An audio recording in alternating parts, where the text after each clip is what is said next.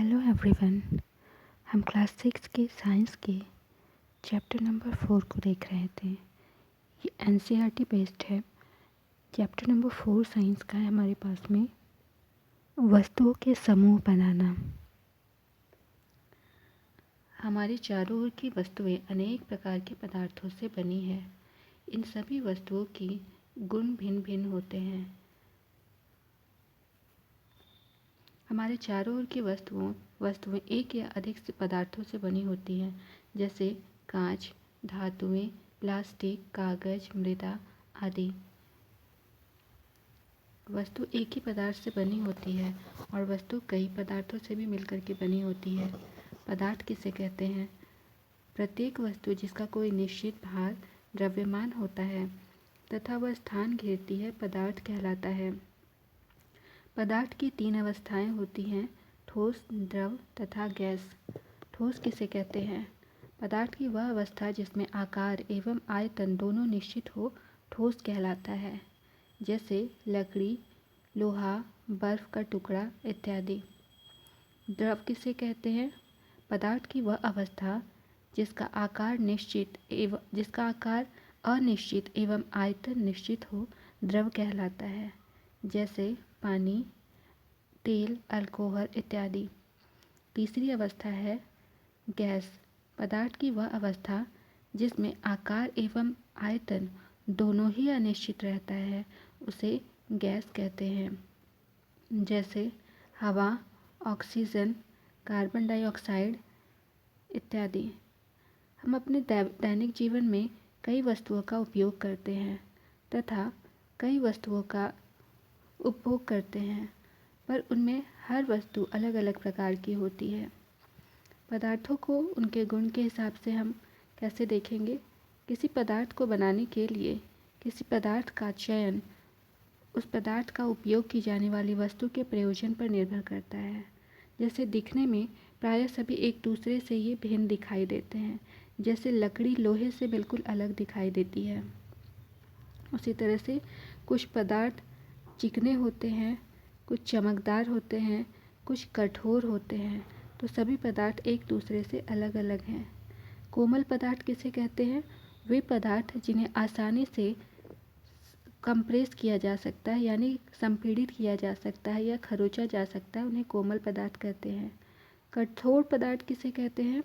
वे पदार्थ जिन्हें संपीड़ित करना कठिन होता है, जिन्हें हम कंप्रेस नहीं कर पाते हैं, वे कठोर पदार्थ कहलाते हैं, क्योंकि उनके बीच में इंटरमॉलिक्यूलर स्पेस बहुत ही कम होता है, तो हम लोग उसको नहीं कंप्रेस कर पाते हैं। धातु किसे कहते हैं? पदार्थ जिनमें इस प्रकार की द्युति होती है वे प्रायः धातु कहलाते हैं। मतलब वैसे पदार्थ जिनमें की चमक होती है वे धातु कहलाते हैं, जैसे लोहा, तांबा, एल्यूमिनियम, सोना आदि। आगे देखते हैं, जल में घुलनशीलता के आधार पर पदार्थों को 2 भागों में वर्गीकृत किया गया है। पहला है विलेय और दूसरा है अविलेय। कुछ पदार्थ जल में घुल जाते हैं, उन्हें विलेय पदार्थ कहते हैं, जैसे पानी और नमक या फिर पानी और चीनी। तो जो जल में घुल गए वे विलेय कहलाए। दूसरा है अविलेय पदार्थ। कुछ पदार्थ जल में मिश्रित नहीं होते हैं, इन पदार्थों को अविलेय पदार्थ कहते हैं, जैसे पानी और धूल या फिर पानी और साथ में बालू। तो ये सभी अविलेय पदार्थ के एग्जाम्पल्स हैं। फिर पारदर्शिता के आधार पर हमारे पास वस्तुओं को 3 भाग में विभाजित किया गया है। पारदर्शिता क्या होती है? पदार्थों का वह गुण जिससे वह प्रकाश को स्वयं से पार जाने की अनुमति देता है, वह पारदर्शिता कहलाता है। तो पारदर्शिता के हिसाब से पदार्थ 3 तरह के होते हैं। पहला पारदर्शी पदार्थ किसे कहते हैं? वैसे पदार्थ जिनसे आर पार हम आसानी से देख पाते हैं वे पारदर्शी पदार्थ कहलाते हैं। यानी पारदर्शी पदार्थों से प्रकाश आर पार हो जाता है, जैसे कांच, जल, वायु। ये सभी वस्तुएं पारदर्शी पदार्थों के एग्जाम्पल्स होते हैं। दूसरा पदार्थ है अपारदर्शी पदार्थ वे पदार्थ जिनमें से होकर वस्तुओं जिनमें से प्रकाश जो है आसानी से आर पार नहीं हो पाता है, उन्हें अपारदर्शी पदार्थ कहते हैं। जैसे पेपर, धातुएं, लकड़ी, इन सभी से प्रकाश पार नहीं हो पाता है, तो ये पदार्थ अपारदर्शी कहलाए। तीसरा प्रकार है पारभासी। पारभासी पदार्थ किसे कहते हैं? वैसे पदार्थ जिनसे कि प्रकाश पूरी तरह से पार नहीं हो पाता है, पार होता है लेकिन धुंधला आपको दिखाई पड़ेगा वस्तु, तो उसको हम पारभासी पदार्थ कहते हैं। जैसे बटर पेपर, मोटी कांच इत्यादि। अब ये आर्किमिडीज प्रिंसिपल। बुक में एक क्वेश्चन दिया गया है कि कोई भी चीज़ है वो पानी के ऊपर कैसे तैर जाती है, तो वो तैरती है आर्किमिडीज प्रिंसिपल की वजह से। आर्किमिडीज प्रिंसिपल किसे कहते हैं? जब कोई वस्तु किसी द्रव से पूरी अथवा आंशिक रूप से डुबोई जाती है तो उसके भार में कमी का आभास होता है। तो भार में कमी का आभास क्यों होता है?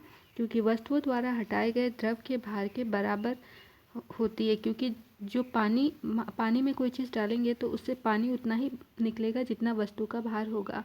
तो वस्तु जितना पानी डिस्प्लेस करेगा, ये प्रिंसिपल जो कहलाए वो प्रिंसिपल आर्किमिडीज प्रिंसिपल कहलाता है। इसका प्रयोग कहाँ होता है? लोहे की बनी हुई गेंद पानी में डूब जाती है, लेकिन लोहे का जो जहाज होता है वो पानी में तैरते रहता है, क्योंकि उसके द्वारा विस्थापित किए गए जल का भार उसके भार के बराबर होता है। तो साथियों, ये थी आज की class. Thank you for watching the class. See you soon. Bye bye.